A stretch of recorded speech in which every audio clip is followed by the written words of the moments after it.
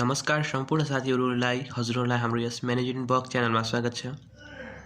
आज पनि हामीले कक्षा 12 अर्थशास्त्र युनिट 8 अर्थात् राष्ट्रिय आम्दानी नेशनल इन्कम पाठको नोट हजुरलाई प्रदान गर्दैछौँ। यस पाठमा चाहिँ भेरी सर्ट क्वेसनमा हामीले सुरुकै टपिक हेर्न सक्छौँ।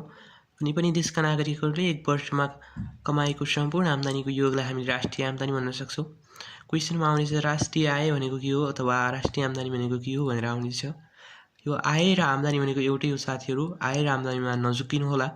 प्रश्नमा राष्ट्रिय आय भनेको के हो र यसका अवधारणाहरू व्याख्या गर्नुहोस् भनेर लङ क्वेसनमा आएको हामीले पाउन सक्छौँ।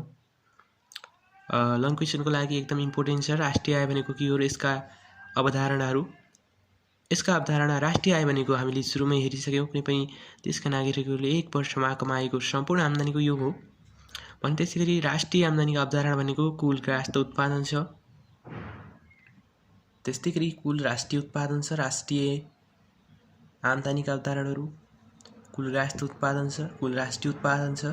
त्यसै गरी खुद राष्ट्रिय उत्पादन छ। खुद राष्ट्रिय उत्पादन भनेको जीएनपी अथवा कुल राष्ट्रिय उत्पादनबाट डिप्रिसिएसन अथवा मूल्यह्रास घटाउँदा आउँछ खुद राष्ट्रिय उत्पादन एनएनपी।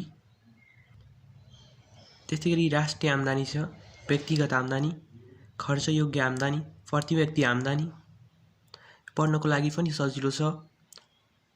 8-9वटा पोइन्टहरू छन् लङ क्वेसनको लागि, एकदम इम्पोर्टेन्ट छ। लङ क्वेसनमा आयो भने सबै व्याख्या गरेर लेख्नुपर्ने छ। यसमा लङ क्वेसनमा पनि आउने गर्छ यो प्रश्न, इम्पोर्टेन्ट छ।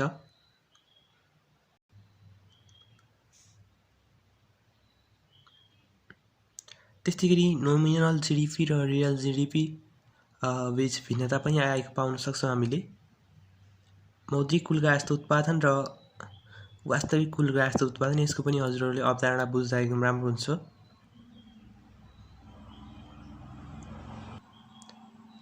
त्यस्तै गरी हजुरहरूले जिडिपी डिफ्लेटर भनेको के हो भनेर पनि हजुरलाई भेरी सर्ट क्वेसन अनि कि 2 मार्क्समा सोध्न सक्छ। जिडिपी डिफ्लेटर भनेको एक मूल्य स्तरको मापन गर्ने विधि हो जसले चाहिँ आधार वर्षको तुलनामा चालु वर्षमा हुन जाने परिवर्तनको दरलाई जनाउँदछ भनेर हामीले थोरै सठिक परिभाषा दिएका छौँ। यो भनेको वास्तविक जिडिपी र मौद्रिक जिडिपीको अनुपातलाई 100 ले गुणन गरेर प्राप्त हुन्छ। त्यतिखेर आम्दानीको चक्रीय प्रवाह, आम्दानीको चक्रीय प्रवाहमा चाहिँ हामीले आम्दानी कसरी चक्र रूपमा प्रवाह हुन्छ भन्ने हामी हेर्न सक्छौँ। यहाँ देखाइएको छ घर परिवार क्षेत्रबाट के भएको छ भन्दा उत्पादनका साधनहरू, भूमि, पुँजी, श्रम, सङ्गठन चाहिँ व्यावसायिक क्षेत्रमा लगाइएको छ। त्यसै गरी व्यावसायिक क्षेत्रबाट घर परिवार क्षेत्रतर्फ वस्तु तथा सेवाको प्रवाह भएको छ अथवा घर परिवारबाट फ्याक्ट्रीको लागि उत्पादनका साधनहरू, भूमि, पुँजी, श्रम पठाइएको छ भने व्यवसायको क्षेत्रबाट अथवा फ्याक्ट्रीबाट उत्पादन गरेर वस्तु तथा सेवाहरू घर परिवारमा पुर्याइएको छ। त्यस्तै गरी घर परिवारले वस्तु तथा सेवाहरू प्राप्त गरिसकेपछि वस्तु तथा सेवाको भुक्तानी अथवा फ्याक्ट्रीलाई पैसा तिर्ने गर्दछ। फेरि व्यावसायिक क्षेत्रबाट ज्याला, लगान, ब्याज, नाफा भनेको घर परिवार क्षेत्रले प्राप्त गर्ने गर्दछ। यो भनेको आम्दानीको चक्रीय प्रवाह। त्यसै गरी राष्ट्रिय आम्दानी गणनाका विधिहरू छ। राष्ट्रिय आम्दानी गणनाका विधि भनेको यो एकदम इम्पोर्टेन्ट छ, कहिलेकाहीँ लङ क्वेसनमा पनि आउन सक्छ। त्यसै गरी हामीले सर्ट क्वेसन 5 मार्क्सको लागि एकदम इम्पोर्टेन्ट भनेर राखौँ यसलाई। राष्ट्रिय आम्दानी गणनाका विधिहरू, उत्पादन विधि, यो लङ क्वेसन र सर्ट क्वेसनको लागि भेरी इम्पोर्टेन्ट छ। उत्पादन विधिमा 2वटा विधिहरू छन्, एउटा अन्तिम उत्पादन विधि छ, एउटा मूल्य अभिवृद्धि विधि छ। अन्तिम उत्पादन विधि भनेको थोरै भन्न चाहे, अन्तिम उत्पादन विधि भनेको वस्तुको उत्पादन भइसकेपछि फाइनल गुड्सको चाहिँ मूल्य, अन्तिम वस्तुको मूल्यलाई हेरेर गणना गरिएको चाहिँ आम्दानी भनेको हाम्रो अन्तिम उत्पादन विधिमा राख्छौँ भने हामीले मूल्य अभिवृद्धि विधि भनेको वस्तुको मूल्यमा कति अभिवृद्धि भयो। जस्तै कि एउटा हामीले ब्रेड बनाउनको लागि गहुँको पिठो चाहिन्छ। सुरुमा गहुँ चाहिन्छ, गहुँबाट गहुँको पिठो बनाउँदा कति मानौँ गहुँ सकेको थियो भने गहुँको पिठो बनाइसकेपछि 150 प्रयोग भने बिचमा 50 मूल्य अभिवृद्धि भयो। त्यसै गरी गहुँको पिठोबाट त्यसलाई फेरि अर्को चिजमा रूपान्तरण गर्छौँ भने हामीलाई त्यसलाई रोटी जस्तो बनाउँछौँ भने त्यहाँ 50 रुपियाँ लागत बढी होला। त्यसै गरी सम्पूर्ण मूल्य कति बिचमा अभिवृद्धि हुन्छ त भनेर हामीले गर्ने विधिलाई मूल्य अभिवृद्धि विधि भनिन्छ। यो चाहिँ एकदम इम्पोर्टेन्ट 5 मार्क्सको लागि।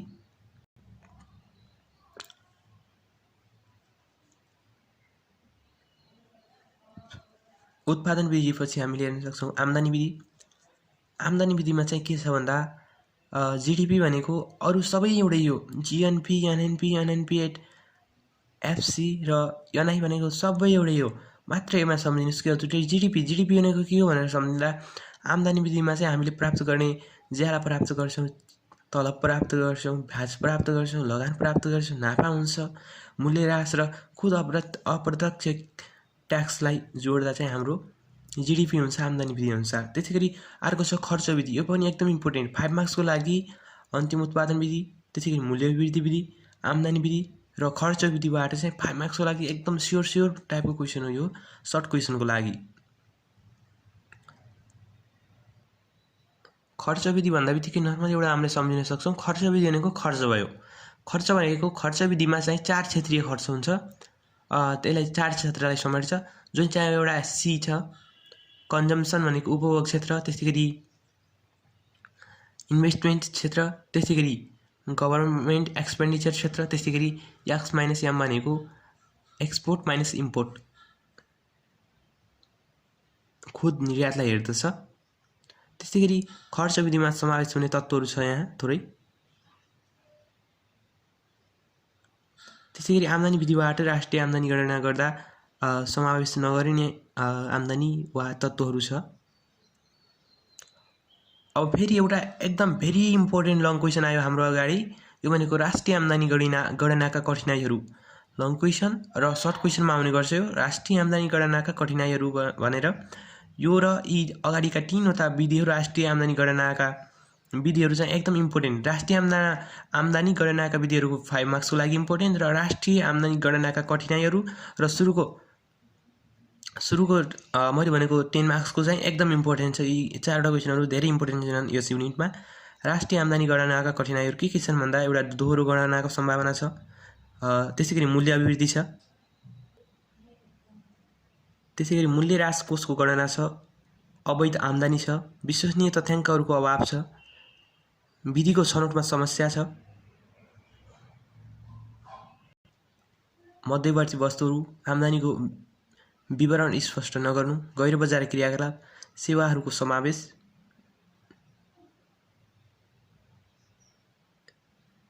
यसरी पाठ 8 र 8 पाठमा आउने अथवा युनिट 8 मा आउने प्रश्नहरू पनि हामीले भनिसकेका छौँ हजुरलाई नेसनल इन्कमबाट। र हाम्रो भिडियो मन परे कृपया च्यानल सब्स्क्राइब गर्नुहोला र यस च्यानलमा हजुरहरूले कक्षा 12 को अर्थशास्त्रका जुनसुकै पनि पाठका नोटहरू प्राप्त गर्नुहुनेछ। अब यहाँभन्दा अगाडिका पाठहरू हामीले निरन्तर रूपमा हजुरहरूलाई उपलब्ध गराउनेछौँ भन्दै यस भिडियोबाट म छुटिन चाहन्छु। कृपया भिडियो हजुरको साथीहरूमाझ पुर्याइदिनुहोला सेयर गरेर, र भिडियो सब्स्क्राइब गर्नुहोला, लाइक गर्नुहोला र कमेन्ट गर्नुहोला भन्दै म बिदा हुन्छु। नमस्कार।